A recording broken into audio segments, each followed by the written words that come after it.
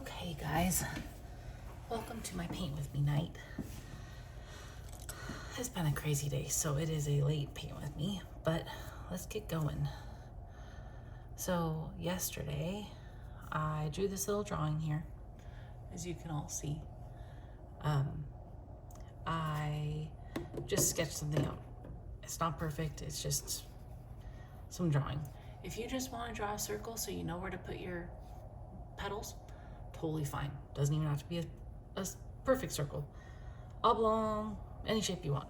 But we're gonna start with a circle, and we're gonna use, on the outside we're gonna do petals. So I have a very faint circle, and then I drew my petals just as an idea of what I wanna do. I generally don't like doing pencil underneath my paintings, but here we are. So let's get going. I'm gonna start with a very light, just brown color. Actually, let's do this first. Let's look at the colors I'm gonna use. So I'm gonna start with super light brown, super light. And then to get to the color I want, we just wanna add in, zoom out just a little bit so you guys can see.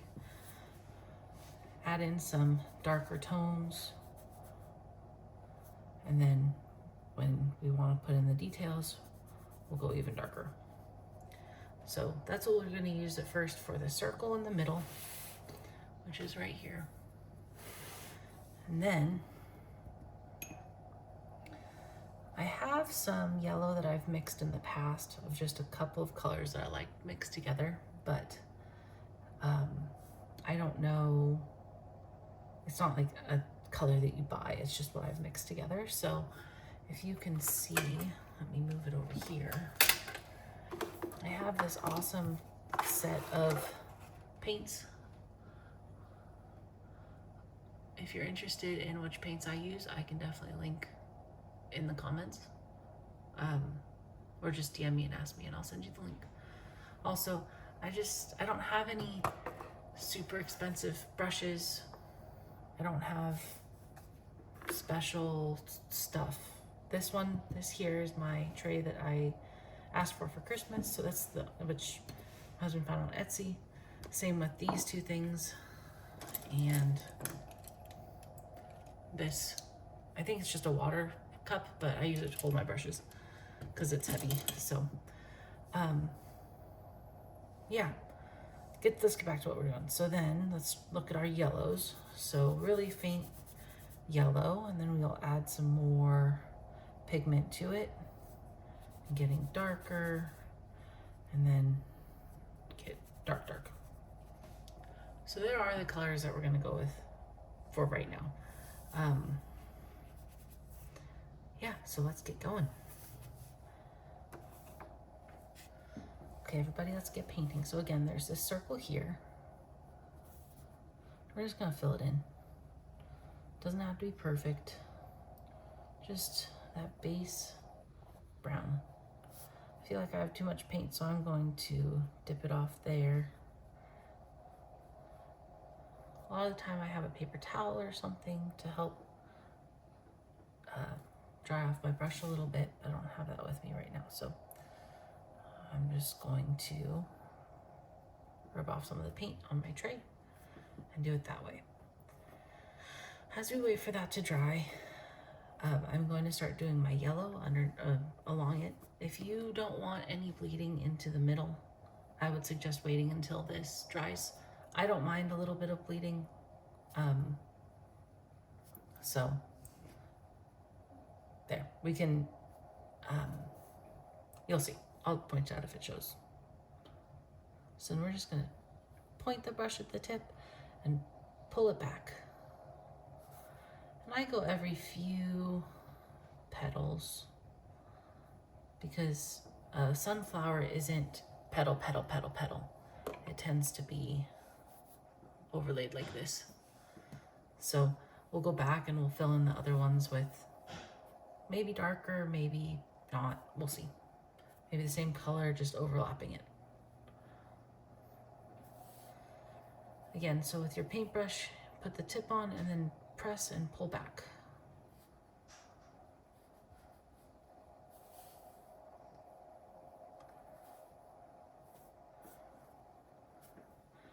I'm following where my sketches were. You can definitely just do them around wherever you'd like them to be.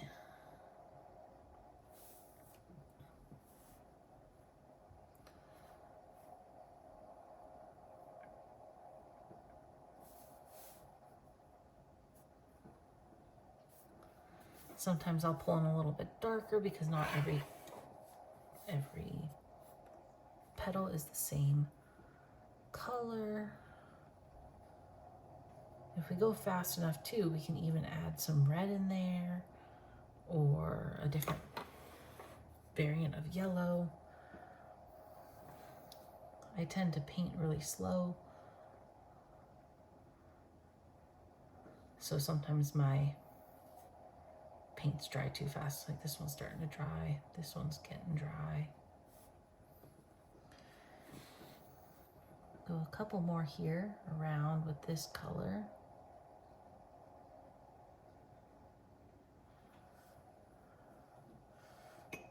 This shade of yellow.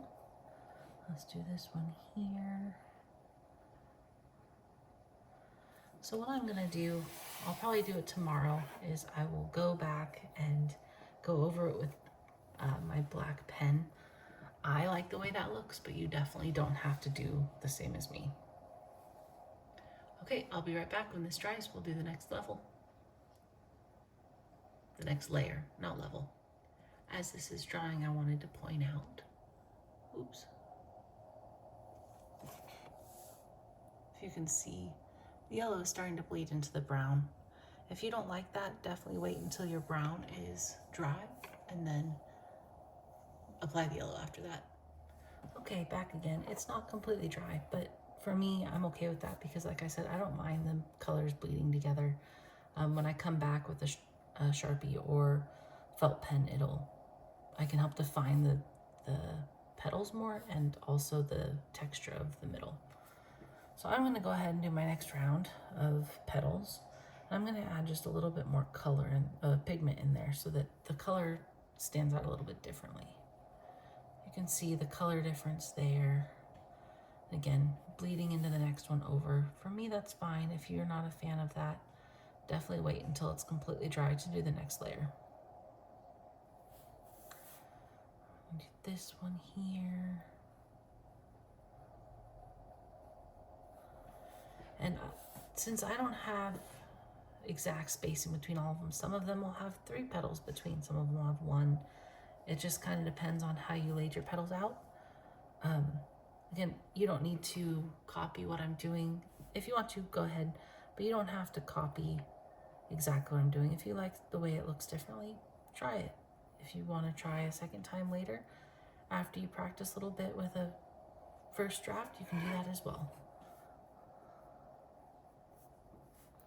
I am a firm believer that the art you make is your art. It doesn't need to match. It doesn't need to be exact. And the more you practice, the more you will figure out what your style is, your look.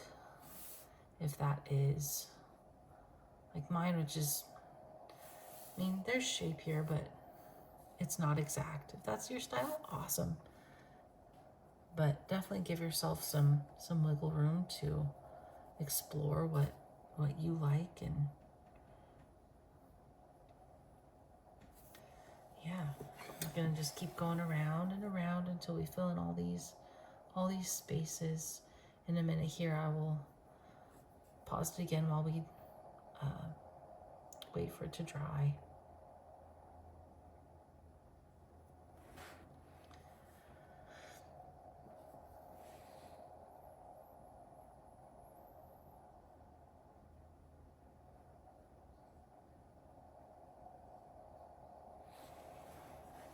Okay, we'll be back.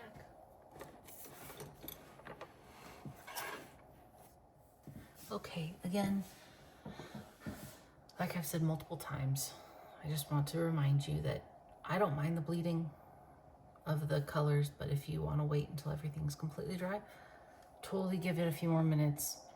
If you want to speed it up, you can always use a hair dryer or air gun as well. So I'm going to now do the next layer of the middle. We want to have a little bit of space for the light to come through, but we're mostly just covering it up with the next layer of dark. I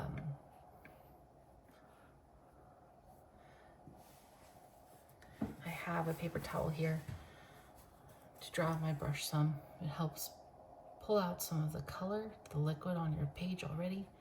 So if you want to use it to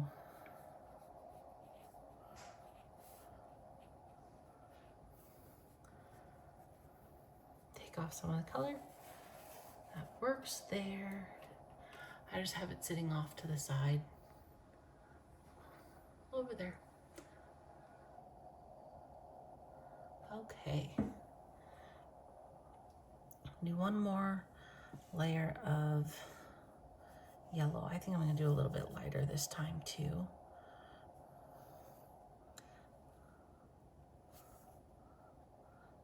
Again, just filling in those last little bit. And also fill in some like here and here. Maybe some back here. I also like to fill in a little bit of these gaps underneath so it's not so stark white. It kind of blends it into the middle a little more. Here's another one.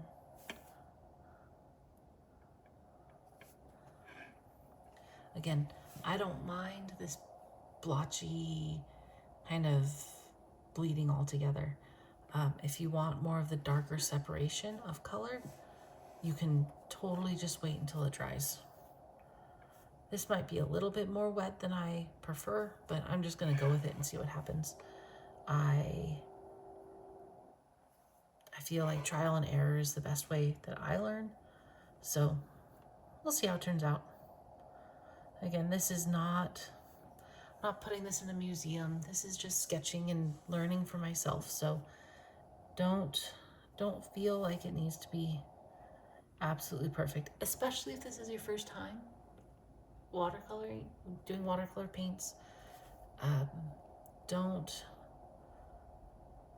beat yourself up if you're still learning. There's so much to learn. There are so many little things that I'm still learning. Clearly, I'm not perfect at this. So, okay, next, I do personally want to use a little bit of this, the middle being wet still, so that I can put some more color in there and it doesn't just sit on top. So I'm going to get a little bit darker paint going, and I'm going to kind of just dab it. Again, my middle is still wet so that this bleeds together, kind of like this. And if you've waited until the middle has dried, totally fine. Just use your paintbrush just take your paintbrush, dip it in some clean water, and just kind of dab it around. It'll change a bit of the outside, or change what's in there already, but it gives you a chance to go back in there and put some darker tones.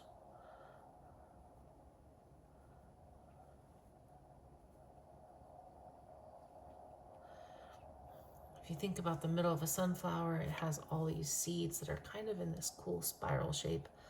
I'm not super detailed when it comes to my painting. Maybe someday I'll get better at that, but it's not really my style these days. So I try and give a little bit of texture in there so it can do its own thing. But yeah, this is where I will stay for now. And then when this dries, I might come in and do a little touch up. So I'll see you then.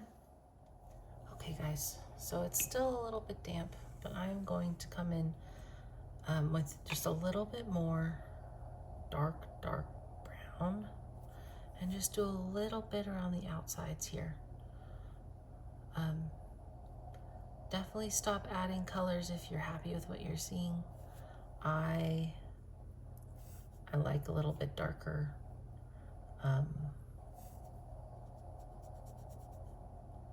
Just kind of feels like it gives it a little more depth. Again, I'm not swiping, I'm tapping because there's still liquid in, my brush. So when I'm dabbing it, it's pulling that liquid from the water with the pigment in there away from the paintbrush onto the painting. And I'm going to come in here and I dried off my brush a little bit by just tapping it on the paper towel. And I'm just going to come in here and kind of dab back in that kind of circular shape in the middle so it can have a little bit of depth. Okay, so I'm maybe just dabbing a little more, but overall I'm basically done with this until I can come back at it tomorrow with a pen. So we will finish this one up tomorrow. The painting side is done. If you're happy with how it looks, let's leave it at that. If you want to do the same as me and add some color into some black pen outline tomorrow, we can do that as well. See you tomorrow. Thanks for joining.